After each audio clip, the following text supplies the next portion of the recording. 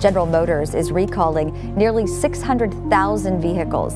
It's because their V8 engines can fail without warning, increasing the risk of a crash. Did you know a brand new $100,000 GM SUV can destroy its own engine before you finish your first tank of gas? 3,300 miles gone. 6,200 miles gone.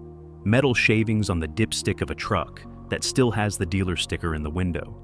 This is happening right now to 2026 GM owners, and dealerships do not want you to see this. Keep watching, because the next 10 minutes could save you from a $100,000 mistake. The scale of the problem. Let's set the stage here, because this isn't just one bad batch or one unlucky buyer. This is a full-blown, ongoing, accelerating disaster, and General Motors seems completely powerless to stop it. We're talking about the 5.3-liter V8, the 6.2-liter V8, and the 3.0-liter Duramax diesel, three of GM's most popular powertrains. Three engines that are failing at rates that should have every consumer protection agency in the country paying attention. And here's what makes this story so infuriating. These aren't high-mileage beaters being pushed past their limits. These are nearly new vehicles. We're talking 3,300 miles, 6,200 miles, 8,600 miles, 10,000 miles. Engines that haven't even broken in yet are literally destroying themselves from the inside out. The Yukon XL, the Tahoe, the Suburban, the AT4, the Denali, the AT4 Ultimate, a trim level that pushes close to $100,000 out the door. It doesn't matter what badge is on the tailgate or how many zeros are on the window sticker. If it has one of these powertrains, it is at risk. I bought a Yukon Denali Ultimate XL. I'm a teacher and I'm a real estate agent. I live in a rural area of Texas. My car tested okay during the recall, and a few weeks later has completely died on me. And the failures keep coming, month after month, model year after model year. 2023s, 2024s, 2025s, and now 2026s. Already failing, already stranded on the side of the road. What failure actually sounds like? Let's talk about what these failures actually look like. Because if you own one of these vehicles, or you're thinking about buying one, you need to know the warning signs. The most common sound people report right before catastrophic engine failure is a rhythmic metallic knocking, not a light tick, not a subtle rattle. A heavy, deep, rhythmic knock that you feel as much as you hear. That sound is the crankshaft or rod bearings beginning to fail. Metal grinding on metal, the engine literally eating itself alive. One owner described it perfectly. She was driving her 2023 GM SUV with just 30,000 miles on it when she heard that sound. That rhythmic, painful, metallic scraping. And within a short time, the engine was gone. 30,000 miles. That's it. That's all she got. Another owner was driving her 6.2-liter when she noticed a tick. It escalated to a sputter. Then the vehicle just stopped. She said it sounded like she was sitting in a diesel truck. That loud, clattering, uncontrolled noise that tells you something catastrophic has already happened inside that engine block. And here's a detail that should make every GM owner's stomach drop. One owner pulled the dipstick on her 2025 Yukon Denali XL with a Duramax diesel at just 8,600 miles and found metal on it. Metal shavings on the dipstick at 8,600 miles. That's not a wear issue. That's a manufacturing defect. That's an engine that was never going to survive. The 6.2-liter disaster. Now let's break down each powertrain, starting with the one generating the most catastrophic failures, the 6.2-liter V8. This engine is supposed to be GM's flagship gasoline power plant, the premium option, the one you pay extra for, the one that's supposed to justify that near six-figure price tag on a fully loaded Yukon AT4 Ultimate or Denali. Instead, it's become a ticking time bomb, and I mean that literally.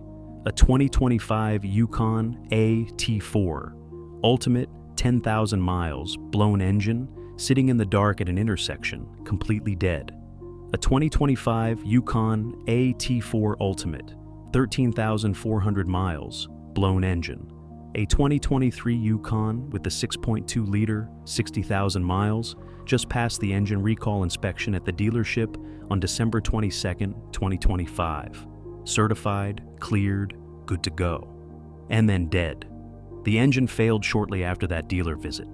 A 2026 6.2 liter, 3,300 miles. The owner heard what sounded like a hole in the exhaust at startup, had it towed, failed bearing. They're rebuilding it now. 3,300 miles on a 2026 model, and here's the part that should make you furious. GM has been doing what they call a PICO test at dealerships. It's supposed to be a diagnostic check that certifies your engine is healthy. But based on what we're seeing, that test means absolutely nothing. People are going in, getting certified, leaving the dealership, and the engine dies. The PICO test is not a guarantee. It is not a safety net. It is a false sense of security. The Duramax diesel disaster. Now, some people thought they were being smart by opting for the 3.0-liter Duramax diesel. Better fuel economy, diesel reliability.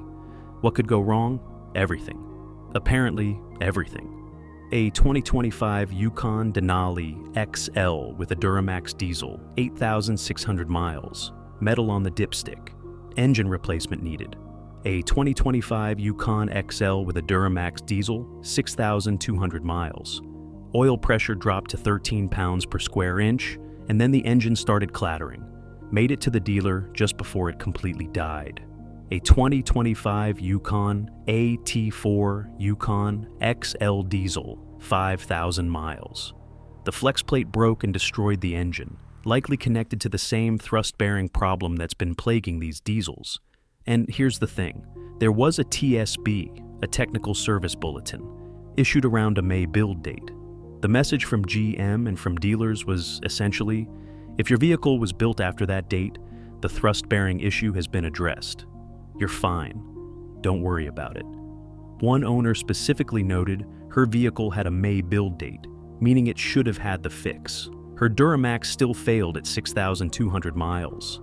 The fix didn't fix anything. The TSB didn't solve the problem, and buyers who were told they were safe are finding out the hard way that they weren't. The 5.3 liter, not as safe as you think. Now, the 5.3 liter V8 has a slightly better reputation than the 6.2 in terms of catastrophic failure rates, but don't let that fool you into thinking it's safe. The 5.3 has its own serious issues, and one of the biggest ones is oil consumption. One owner with a 2024 5.3 liter at just 34,000 miles is having to add 2 full quarts of oil between oil changes every 5,000 miles because the low oil warning light comes on. 2 quarts every 5,000 miles. And when he brought this to GM's attention, they told him it was within acceptable limits, that burning through 2 quarts of oil every 5,000 miles is normal. That's what General Motors considers acceptable performance from a brand new engine. And then there's the oil viscosity issue, which is a massive part of this entire story that doesn't get talked about enough.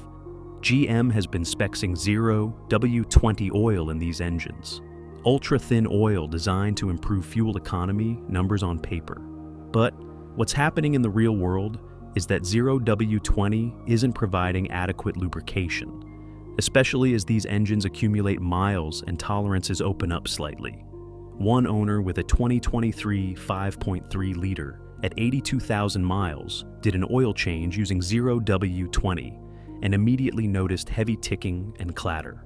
He switched to 5 W30 and the engine quieted down dramatically.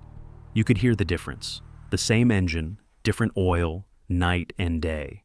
And this isn't just one person's experience. Across the GM owner community, people are reporting that switching from 0 W20 to 5 W30 or even 0 W40 reduces noise, reduces oil consumption, and appears to reduce wear. GM is prioritizing fuel economy ratings over engine longevity, and owners are paying the price. If you're finding this information helpful, please hit the like button and subscribe. The Human Cost, Real Stories. Now, I want to slow down for a second because behind every one of these engine failures is a real person, a real family, a real financial hit. And some of these stories are genuinely heartbreaking. There's one owner who has been through absolute hell with her 2023 AT4. She purchased it used with 19,000 miles on it. At 21,000 miles, oil pump failure. At 24,000 miles, new engine. At 69,000 miles, new lifters. At 70,000 miles, another engine failure. She's been a GM customer for 25 years, and she's now asking about the buyback process because she is tired of being stranded. 25 years of brand loyalty, and this is what she got in return. Then there's the owner, who just had their engine replaced 17 hours before posting about their next problem. The engine replacement disrupted something in the electrical system.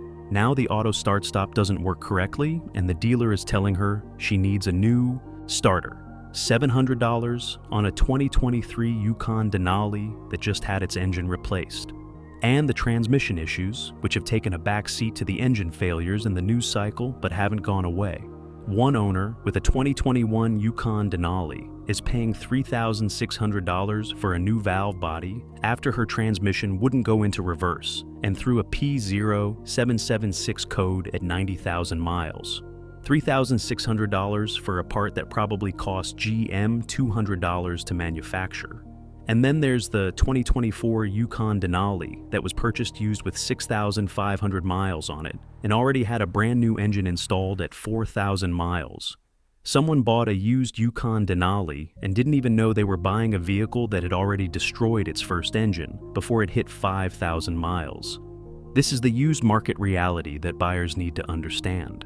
These failures are flooding the used market with vehicles that have had major powertrain work done, and not every seller is being upfront about it. The dealership and warranty trap. Here's the argument you always hear when these stories come up. It's under warranty. It's not a big deal. GM will fix it. Let me explain why that argument completely misses the point. Yes, GM will replace your engine. Eventually. After you've been stranded on the side of the road, after you've had your vehicle towed, after you've spent days or weeks without transportation, after the replacement engine has been installed, potentially disrupting other systems in your vehicle, after you've dealt with the stress, the inconvenience, the lost time, and the anxiety of wondering when the next failure is coming. And then the replacement engine might fail too. We have documented cases of owners getting replacement engines that burn oil just like the original. Owners who are already in the queue for a second engine replacement. Owners who are simultaneously dealing with a replacement engine and a failing transmission. The warranty doesn't make you whole. It doesn't compensate you for your time. It doesn't guarantee the replacement engine is any better than the one that just failed. And it doesn't last forever, meaning every mile you drive on that replacement engine is a mile closer to being out of warranty coverage when the next failure hits. And GM knows this. They know the failure rates. They know the pattern. They keep selling these vehicles. They keep installing replacement engines that have the same fundamental issues. And they keep collecting money from customers who are out of warranty when the second or third failure occurs. Should you buy a used GM SUV right now? Let's talk about the used market, because this is where things get really dangerous for buyers who aren't plugged into what's happening. Someone recently asked a simple question in an online forum. Would you buy a 2022 Yukon AT4 6.2 that just had a brand new engine put in it? The top response is, no way. Run away. Run as fast as you can. Crystal ball, Russian roulette. That's the consensus from people who actually know what's going on with these powertrains. And they're right. Here's the reality. If you're shopping for a used 2022, 2023, 2024, or 2025 GM SUV with a 6.2-liter, 5.3-liter, or Duramax diesel, you need to pull the Carfax. You need to ask specifically about engine replacements. You need to ask about oil consumption. You need to ask about any powertrain work that's been done. And even if the Carfax comes back clean, that doesn't mean the engine is healthy. It means no one has documented a failure yet. Given the failure rates we're seeing, a clean Carfax on one of these vehicles is not the reassurance it used to be. The safest advice right now. Wait. If you don't absolutely need to buy right now, wait. GM has hinted that 2027 powertrains may address these issues. But until we see real-world data on those engines, and real-world data takes time, there is no guarantee. What GM owners should do right now. If you already own one of these vehicles, here's what you need to be doing. First, check your oil, not just the level, but the condition. Pull that dipstick and look at it. If you see anything metallic, anything that looks like glitter or fine particles in the oil, get to a dealer immediately and document everything. Second, consider your oil viscosity. The community consensus is increasingly pointing toward 5W30 as a better option than the factory spec 0W20 for these engines, particularly as they accumulate miles. The real-world evidence, while not scientifically controlled, consistently shows reduced noise and reduced oil consumption with the thicker viscosity. Talk to a trusted mechanic about whether this makes sense for your specific vehicle and mileage. Third, know your warranty status and document everything. Every oil change, every service visit, every noise complaint. Every time you bring the vehicle in for any powertrain concern, make sure it's documented in writing. If you end up needing to pursue a buyback or lemon law claim, that paper trail is everything. Fourth, if you're experiencing repeated failures, look into your state's lemon law protections. Some states have strong lemon law statutes that can force a buyback after a certain number of repair attempts for the same issue. An attorney who specializes in lemon law cases can often give you a free consultation. And fifth, vote with your wallet. This is the most powerful thing any consumer can do. If enough people stop buying these vehicles until GM fixes the underlying problems, GM will be forced to act. Brand loyalty is admirable, but not when the brand is repeatedly stranding you on the side of the road. The bigger picture. Here's what makes this situation so frustrating from a broader perspective. GM makes incredible-looking vehicles, the new Yukon, the Tahoe, the Suburban. These are genuinely stunning trucks. They're capable, they're comfortable, they're loaded with technology, and they look the part of a premium American SUV. And that's exactly the trap. People see the looks, they feel the interior, they take the test drive, and they fall in love before they ever find out about the engine failure rates, before they ever find out about the oil consumption issues, before they ever find out that the Pico test their dealer ran means nothing. The older GM trucks, the 2000s, the early 2010s, those engines were workhorses. They ran forever. People drove them to 200,000, 300,000 miles with basic maintenance. That reputation is what GM is still selling on. That reputation is what keeps people walking into showrooms and signing on the dotted line. But the 2022 and newer generation of these powertrains is a completely different story. And until GM either acknowledges the full scope of the problem or delivers a genuinely fixed powertrain, the risk is real, it's documented, and it's growing. The next 2 to 3 years are going to be defined by a wave of out-of-warranty failures from the massive number of these vehicles that were sold during the peak years. And when those warranties expire, the financial hit falls entirely on the owners. Bottom line, 2026 GM SUVs are already losing engines. The 6.2, the 5.3, the Duramax, failing before 4,000 miles. Do your research and protect your wallet. Now, drop a comment below.